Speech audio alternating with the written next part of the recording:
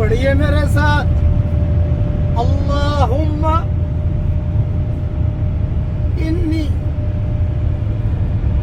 اعوذ بک من ضیق الدنیا ومن ضیق یوم القیامہ۔ اے میرے پیارے اللہ،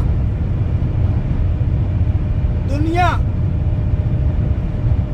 اور آخرت کی تنگیوں سے میری حفاظت فرما۔